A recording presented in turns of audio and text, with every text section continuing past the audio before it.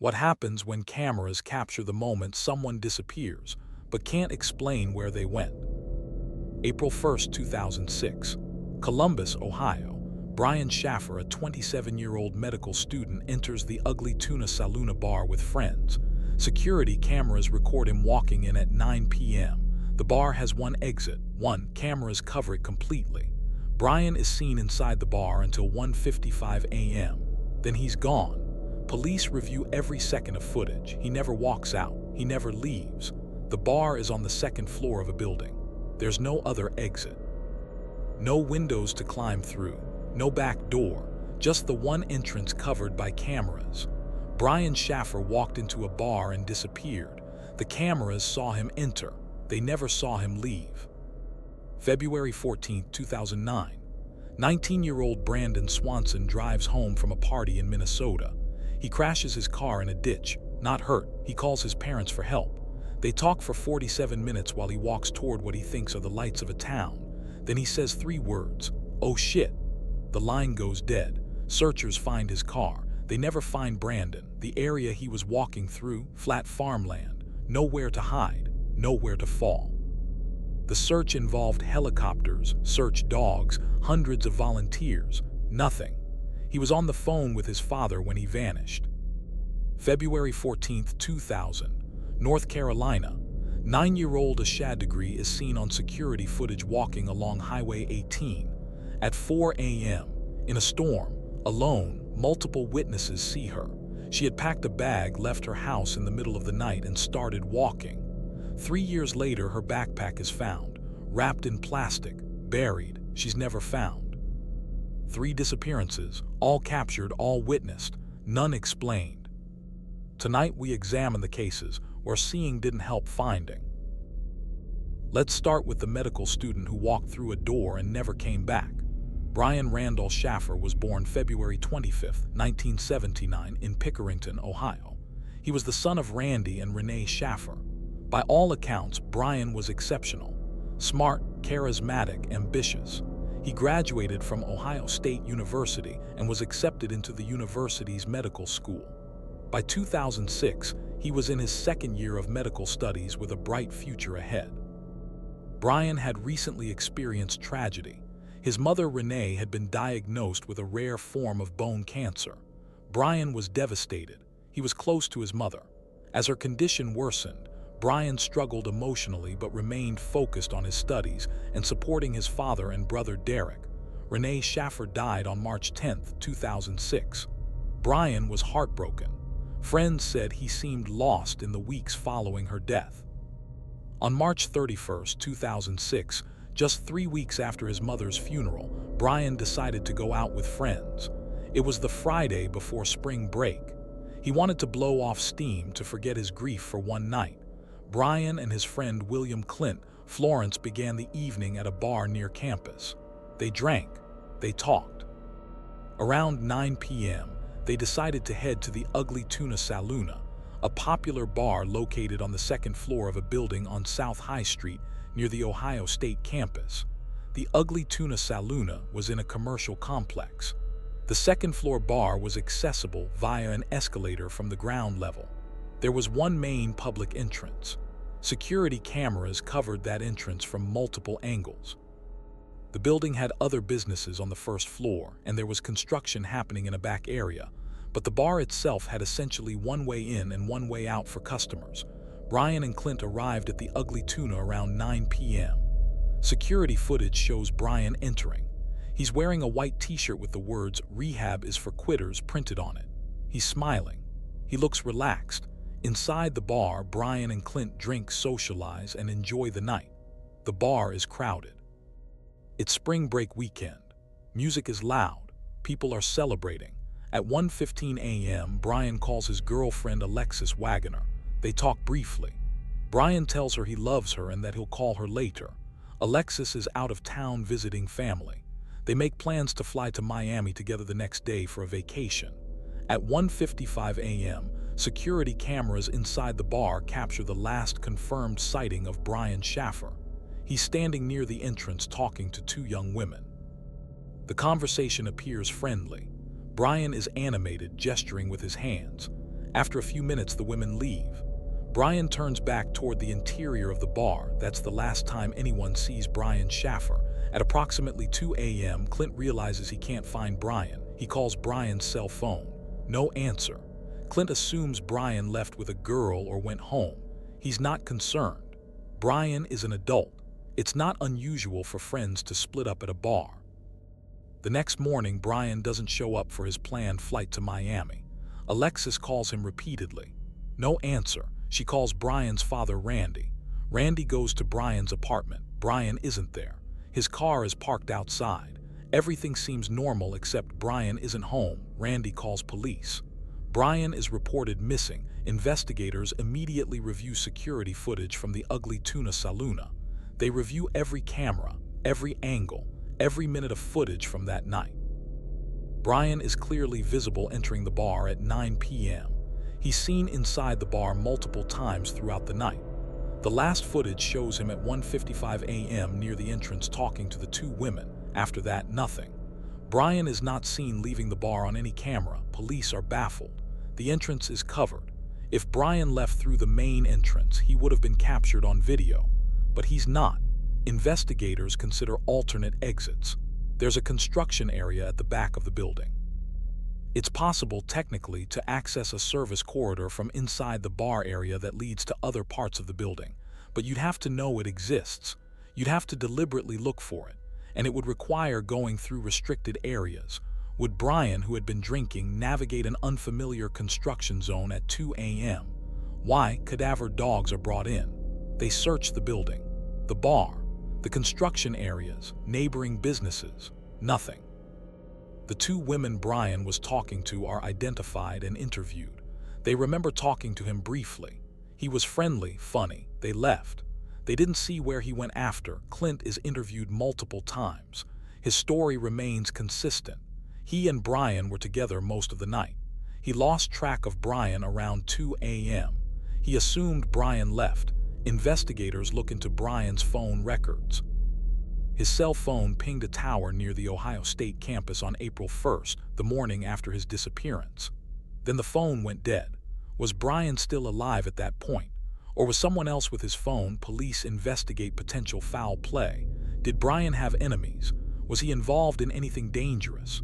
No evidence suggests this. Brian was a medical student with no criminal history, no drug involvement, no gambling debts, nothing. A theory emerges.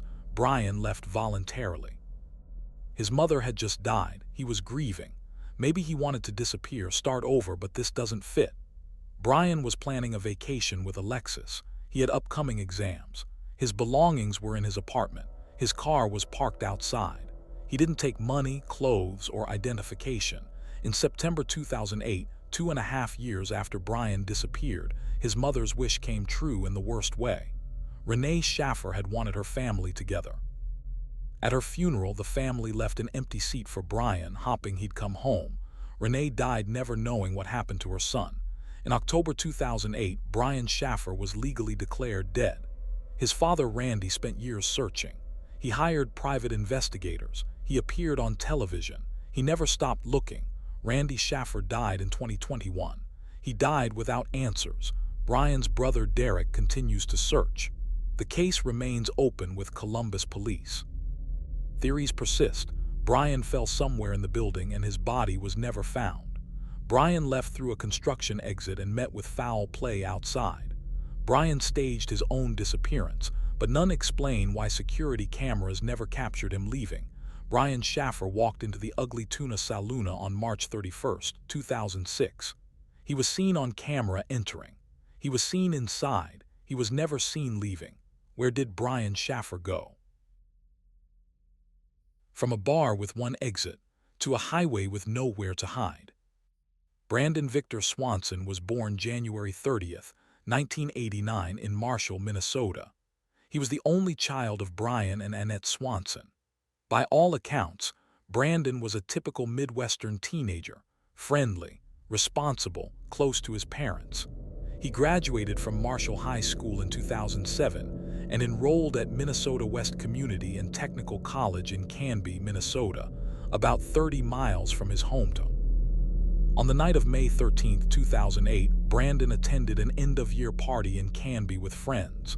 It was a celebration. Classes were over. Summer was starting. Brandon wasn't a heavy drinker, but he had a few beers that night. Nothing excessive. Friends later said he seemed fine, happy, sober enough to drive. Around midnight, Brandon left the party to drive home to Marshall. The drive was straightforward.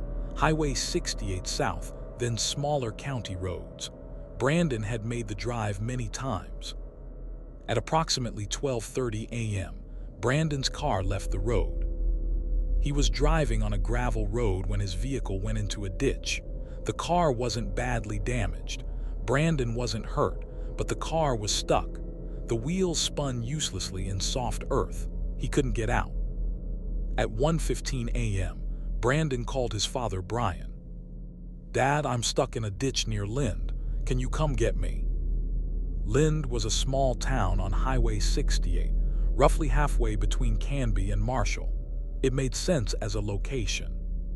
Brian Swanson and his wife Annette got dressed and got in their car.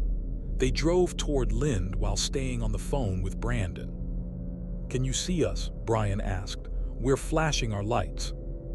"No," Brandon said. "I can't see you, but I can see the lights of Lind. I'll start walking toward them, you'll see me." For the next 47 minutes, Brandon stayed on the phone with his father. He walked. His father drove around Lind, honking the horn, flashing the headlights, but they couldn't connect. Brian was confused. Lind is tiny, population around 250.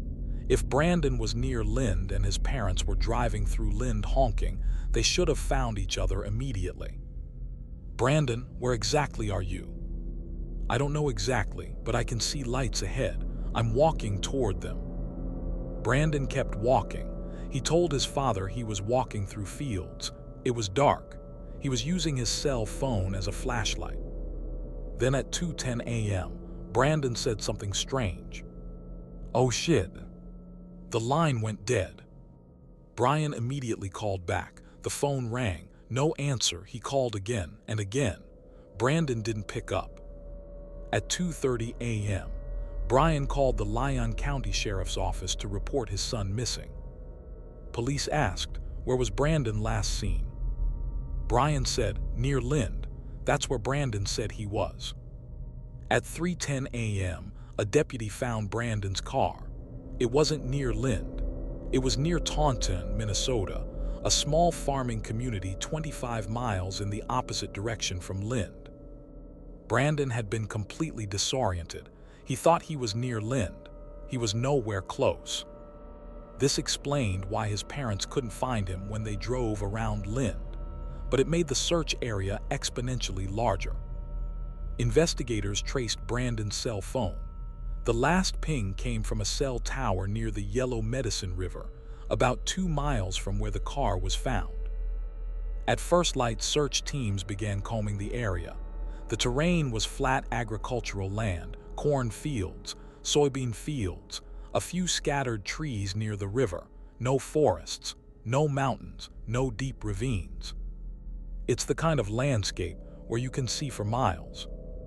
Search teams included local law enforcement, Minnesota Bureau of Criminal Apprehension, bloodhounds and search dogs, helicopters equipped with infrared cameras, hundreds of volunteers from the community. They searched for weeks. They found nothing. No body, no clothing, no sign of Brandon. The Yellow Medicine River was searched extensively. It's a small, shallow river in most places. Divers searched it. Searchers walked the banks. In most areas, the water is only a few feet deep. No body was found. Brandon's scent was tracked by dogs from his car to a field about 2 miles away near the river. Then the scent disappeared, abruptly, as if Brandon had gotten into a vehicle. But Brandon was on the phone with his father. He was walking through a field. He didn't mention seeing a car. He didn't mention encountering anyone. Theories emerged. Theory 1, accidental drowning. Brandon fell into the Yellow Medicine River and drowned. Bodies in water can be carried downstream, buried in silt, or trapped under debris. But the river was searched immediately and multiple times since. No body has ever been found, and bodies typically surface within days or weeks. Theory 2, disorientation and hypothermia. Brandon was walking in the dark. Temperatures were in the 40s. He could have become disoriented, fallen, hit his head, and died of exposure. But the area was searched extensively. Dogs should have found him. Theory 3, foul play. Brandon encountered someone while walking, but he was on the phone with his father. Wouldn't Brian have heard a confrontation, a vehicle approaching, Brandon saying something? The "oh shit" is critical. What did Brandon see that made him say that? And why did the call end immediately after? Some speculate he fell into something: a well, a cistern, an old farm structure. But searchers found no such hazards in the area. Theory 4, voluntary disappearance. Brandon staged his disappearance. But why? He had no financial troubles, no legal issues, no relationship problems. His belongings were in his car. He didn't take money or clothes. And why call his parents for help if you're planning to disappear? In 2015, cadaver dogs hit on a scent near the Yellow Medicine River during a renewed search. Excavation found nothing. Brian and Annette Swanson have never stopped searching. Every year on the anniversary of Brandon's disappearance, they organize searches. Volunteers still show up. They walk fields. They search riverbanks. Brandon's cell phone has never been found. His body has never been recovered. The last words his father heard were "oh shit." In the silence that followed, Brandon Swanson vanished. He was walking through flat, open farmland. There was nowhere to hide, nowhere to fall where searchers wouldn't find him. Yet Brandon disappeared as completely as if he'd stepped into another dimension. From a farmland that swallowed a teenager, to a highway where a 9-year-old walked into the storm. Asha Jaquilla Degree was born August 5, 1990 in Shelby, North Carolina. She was the daughter of Harold and Aquila Degree. Asha had one sibling, an older brother named O'Brien. The family was close-knit, religious, loving. By all accounts, Asha was a happy, well-adjusted child. She loved basketball, reading, and spending time with family. On February 13, 2000, Valentine's Day weekend, Asha attended church with her family and went to a Valentine's Day party at her elementary school. She received candy at the party. She came home happy. That evening, Asha and O'Brien had a basketball game. Asha's team lost. She was disappointed but not devastated. After the game, the family went home, ate dinner, and prepared for bed. At approximately 8 p.m., Asha took a bath and got ready for bed. She shared a bedroom with O'Brien. Their parents checked on them around 9 p.m. Both children were asleep. At approximately 11:30 p.m., the power went out in the house due to a storm.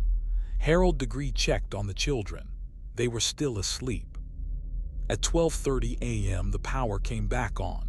Harold checked on Asha and O'Brien again. Both were in bed.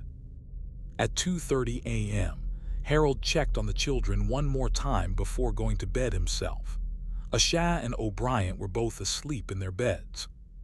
Sometime between 2:30 a.m. and 6:30 a.m., Asha got up. She didn't wake her brother, she didn't wake her parents. She went to her room and packed a backpack. Inside she placed several changes of clothes, family photographs, her basketball uniform, personal items. She left the house through the front door. She locked it behind her. And she walked onto Highway 18. At approximately 4 a.m., in the middle of a severe thunderstorm.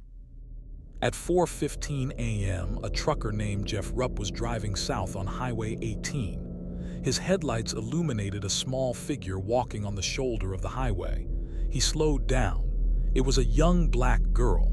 She was wearing white. She had a backpack. Rupp thought it was strange, but assumed she lived nearby and was walking to a relative's house or something. He kept driving. Later, when he heard about Asha's disappearance, he realized what he'd seen. He was haunted by it for years. At 4:30 a.m., another driver, later identified as a motorist who wished to remain anonymous, saw the same girl. This driver turned his car around to check on her. When his headlights swept across her, the girl became frightened. She ran off the highway into the woods. The driver stopped. He got out. He called into the darkness. No response. He considered going into the woods but decided against it. It was dark, raining hard, and the woods were dense. He called the Cleveland County Sheriff's Office to report what he'd seen. Deputies responded and searched the area. They found nothing. At 6:30 a.m., Harold and Aquila Degree woke up. Aquila went to wake Asha for school. Asha wasn't in her bed. They searched the house. Asha wasn't there. They searched the yard. They called neighbors. They called family. Asha was gone. At approximately 8 a.m., Harold called police to report Asha missing. Police initially treated it as a child who wandered away from home. They searched the neighborhood. Later that morning, police connected the missing child report to the sighting on Highway 18. The timeline matched. The description matched. Investigators shifted their search to Highway 18 and the surrounding woods. They found evidence. Candy wrappers. Asha's family confirmed they were from the Valentine's Day party. The wrappers were found along the highway shoulder where the drivers had seen her. A pencil and a marker, also confirmed as Asha's. Her hair bow, found in a ditch near where she was last seen. These items confirmed Asha had been on Highway 18, but there was no sign of Asha herself. Massive searches were conducted. Hundreds of volunteers, search dogs, helicopters. The woods were combed, nothing. 3 days after Asha disappeared, her book bag was found along Highway 18, about a mile from where she was last seen, but nothing else. The case went cold. Then in August 2004, 18 months after Asha vanished, a construction crew working along Highway 18, about 30 miles from Shelby, found something. Wrapped in a black plastic trash bag, buried in a wooded area near the highway, was Asha's backpack. It had been double-bagged, deliberately concealed. Inside were the items Asha had packed: her clothes, family photos, her basketball uniform, and a Tweety Bird purse she'd won at a basketball game. Someone had taken Asha's backpack, kept it for over a year, then buried it. The plastic bags were sent for forensic analysis. No usable DNA or fingerprints were recovered. The discovery generated renewed media attention, but no new leads. Asha Degree is still missing. The questions that haunt investigators. Why did Asha leave? 9-year-old children don't pack a bag and leave in a thunderstorm at 4 a.m. without a reason. Was she meeting someone? Was she running from something? Her parents insist she was happy, not abused, not troubled. So why? Where was she going? She was walking south on Highway 18, away from town. There was nothing in that direction except highway and farmland. Was she walking to a specific location, or following someone's instructions? Who buried the backpack? Someone had her belongings for 18 months. Then they buried them 30 miles away. Why keep them? Why bury them later? Was the person scared, sentimental, trying to dispose of evidence? Theories. Grooming. Someone, possibly an adult Asha knew and trusted, manipulated her into leaving. This person may have been communicating with her and convinced her to meet them. The backpack burial suggests someone local who kept it as a memento but eventually panicked. Family involvement. This has been investigated exhaustively. Asha's parents passed polygraphs. Their timelines were verified. There's no evidence of abuse or motive. Investigators have cleared the family. Stranger abduction. Asha ran into the woods when the second driver approached. Was she scared of adults because she'd been told to avoid them? Or was she hiding because she was meeting someone specific and didn't want to be seen? In 2016, The FBI released information about items found in Asha's backpack that had never been publicly disclosed. They hoped someone would recognize them and come forward. No one did. Asha's parents still live in the same house in Shelby. Her room remains largely unchanged. Every year, they hold a vigil on her birthday. Asha would be 34 years old today. She walked onto a highway in a thunderstorm. Multiple people saw her. She ran into the woods, and she was never seen again. 3 people, 3 sightings, 3 disappearances where witnesses saw everything but couldn't stop anything. Brian Shaffer walked into a bar covered by cameras. He never walked out. 18 years later, his family still doesn't know where he went. Brandon Swanson talked to his father for 47 minutes. He was walking through flat farmland with nowhere to hide. He said, "Oh shit," and vanished. His body has never been found. Asha Degree packed a bag, left her house in a thunderstorm at 4 a.m., walked onto a highway and ran into the woods. Her backpack was found buried 18 months later. She wasn't. 3 disappearances where people were seen, tracked, witnessed, and it didn't matter. Here's what connects them. Evidence exists. Cameras, phone records, witnesses, but evidence didn't lead to answers. Brian is on camera entering a bar. The footage doesn't show where he went. Brandon is on a phone call with his father. The call doesn't explain what happened. Asha is seen by drivers. The sightings don't reveal why she left or who took her. These aren't cases where people vanished without a trace. They vanished with evidence, and somehow that makes it worse.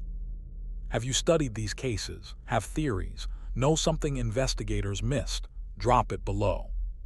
Share this with someone interested in true crime, missing persons cases, or investigative mysteries. These families still need answers. Subscribe to WhisprFrame for more documented disappearances, where the evidence exists but the answers don't. Because the worst missing persons cases aren't the ones with no clues. They're the ones where clues didn't matter. The cameras saw Brian enter. They never saw him leave. Brandon's father heard, "Oh shit." He never heard what happened next. Asha walked onto a highway. She never walked home. And 3 families are still waiting.